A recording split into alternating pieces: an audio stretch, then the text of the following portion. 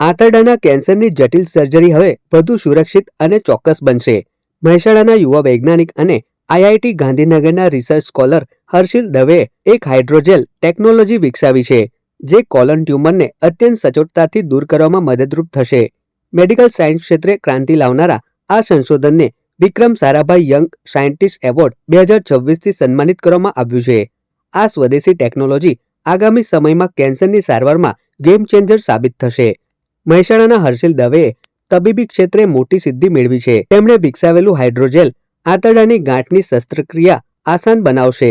આ સંશોધનથી endoscopic surgery દરમિયાન ડોક્ટરોની કાર્યક્ષમતા અને દર્દીની સુરક્ષા વધારવામાં મદદરૂપ થશે.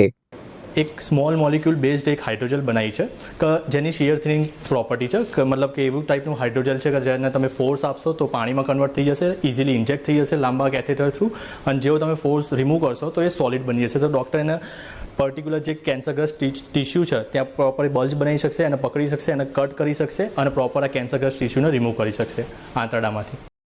જોકે આ હાઇડ્રોજેલની શિયર થિનિંગ પ્રોપર્ટી તેને વિશિષ્ટ બનાવે છે.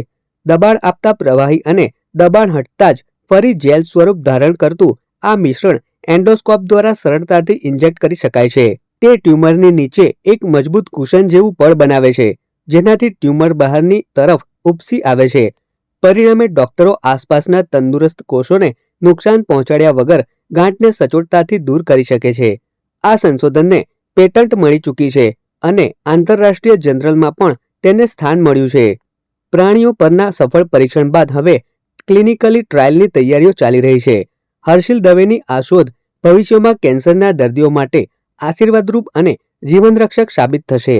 टेक्नोलॉजी है वो एंडोस्कोपिकली इंजेक्टेबल हाइड्रोजेल है, हाइड्रोजेल टेक्नोलॉजी है जो सबसे आसानी से हम एंडोस्कोपिक कैथेटर से अंदर डाल सकते हैं, जीआईटी ट्रैक में डाल सकते हैं.